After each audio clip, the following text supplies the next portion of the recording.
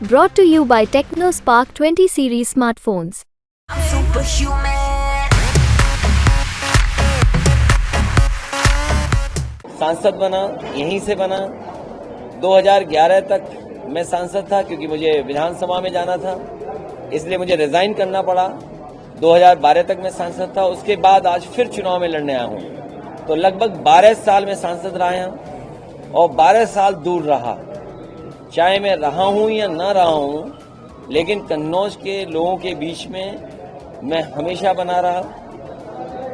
चुनाव के समय पर या और किसी सुख दुख में या किसी कारण किसी कार्यक्रम में आना होता तो हम लोग आते थे।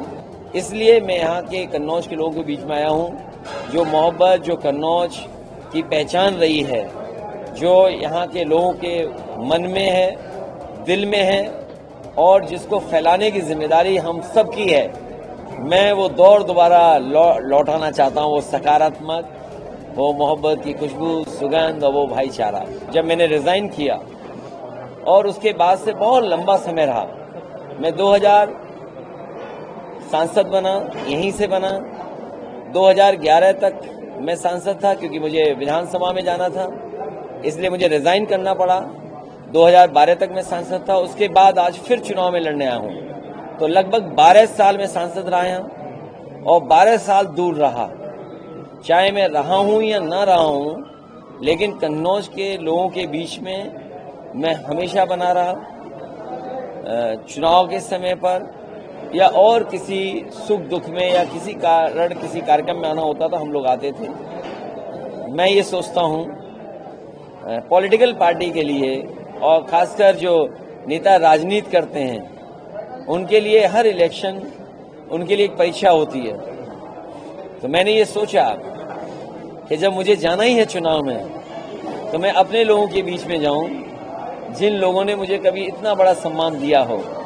और उस दौर में जब नफरत की राजनीति हो रही हो और नकारात्मक राजनीति हो रही हो, तो मैं यहाँ के कन्नौज के लोगों को भरोसा दिलाता हूँ कि जिस तरीके से कन्नौज की पहचान है दुनिया में खुशबुओं की, सुगंध की, वो मोहब्बत की खुशबू, वो प्यार भरी सुगंध, और जिस लिए कन्नौज जाना गया, क्योंकि यहाँ कारोबार है और कारोबार से लोग जुड़ते हैं, क्या हिंदू, क्या मुस्लिम, क्या सिख, क्या और धर्म का कोई ईसाई, या किस जाति का कौन है, किस जाति से जाति का कौन है, लेकिन यहाँ का सुगंध और सुगंध का कारखाना और कारोबार लोगों को जोड़ता है।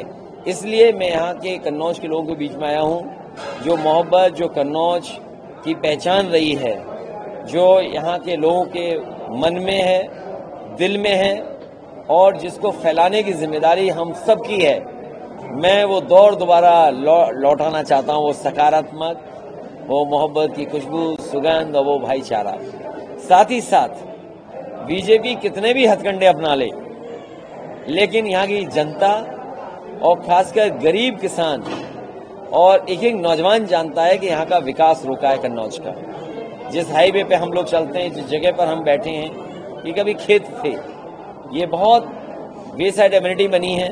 ये केवल चलने वालों के लिए तो बनी ही बनी है, लेकिन अगर ट्रक ड्राइवर आए, ट्रक ड्राइवर अगर पार्क कर करके अपने थोड़ा समय गुजारना चाहें या उनको कोई और परेशानी हो, उसका समाधान ढूंढना चाहें, तो उसके लिए भी जगह अलग से बनाई है। कभी कभी हम देखते हैं कि लोग चर्चा ये करते हैं कि जो ट्रक वाले जो चलते हैं, उनके लिए जगह क्यों नहीं बनती है। मुझे याद है दुनिया के जो दूसरे देश मैंने देखे, जब मैं वहाँ देखता था कि वे साइड एमिनिटी कैसी होती है, तो कम से कम वहाँ देख करके आया और सीखा मैंने, और उसके बाद उसको जमीन पर उतारा। चाहे यहाँ ट्रक ड्राइवर हो, चाहे चलने वाले आने वाले लोग हों, ये लोगों के लिए तो है ही है। शहर जोड़ता है, गांव जोड़ता है, हमारे कारोबार को बढ़ाता है, और सबसे बड़ी बात है दिल्ली राजधानी और लखनऊ को जोड़ता है। वो चांदनी चौक और वो अमीनाबाद, उसको जोड़ता है, और अमीनाबाद से लेकर के आपका ताजमहल को जोड़ता है। तो हर काम वो किया है जो संस्कृति का है, मिलीजुली संस्कृति का है, भाईचारे का है, मोहब्बत का शहर को जोड़ता है। इसलिए हाईवे, और मैंने कई बार कहा, उसकी नकल दिल्ली वालों ने भी की, और ये बात मैं इसलिए कहता हूँ, उनके भाषण निकाल लो और हमारे भाषण भी निकाल लेना। आप तो सब जागरूक और समझदार लोग हो। हम लोग ये कहते थे इस हाईवे को लेकर के कि अगर आप रफ्तार बढ़ा दोगे तो कारोबार बढ़ेगा, आपकी इकोनॉमी बढ़ेगी, double the speed triple the economy. तो ये जो काम करके दिखाया हाईवे से, ये खेत, किसान, गांव, शहर सबके लिए तो है ही है, साथ ही साथ हमारी अर्थव्यवस्था को बेहतर करने के लिए। और ये ऐसा हाईवे है जिसमें हवाई जहाज आप उतार सकते हो इमरजेंसी में। और अभी कुछ दिन पहले मिराज, सुकोई और हरकुलस जैसे एयरफोर्स के भारी विमान इस पर उतरे थे। इससे पहले भी कई बार उतर चुके हैं। तो डिफेंस के लिए भी इमरजेंसी के समय पर और जब कभी जरूरत पड़ेगी देश को, उसके लिए देश का हाईवे तैयार है। इसकी नकल करने की कोशिश तो की एनएचएआई ने, कहा था कि हम 30 से ज्यादा ऐसे हाईवे बनाएंगे। और ये आप ऑन द रिकॉर्ड देखेगा, आर्काइव में देखेगा, जो अपने आप को कहते हैं सबसे अच्छे हाईवे बनाए जिन्होंने। मैं उनकी तारीफ भी करता हूं कि उन्होंने हाईवे सच में बनाए हैं। लेकिन मुझे खुशी इस बात की है कि समाजवादियों ने जो डिजाइन दी थी एक्सप्रेसवे को, कम से कम एनएचएआई ने उसके बाद फॉलो किया।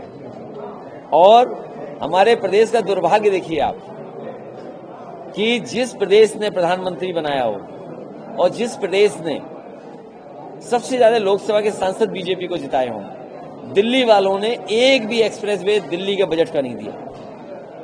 महाराष्ट्र को मिल गया, गुजरात को मिल गया और प्रदेश को मिल गया, लेकिन जिस प्रदेश ने सरकार बनवाई उस प्रदेश को नहीं मिला एक्सप्रेसवे, दिल्ली का बजट। आखिर क्यों ये भेदभाव क्यों हुआ उत्तर प्रदेश के साथ?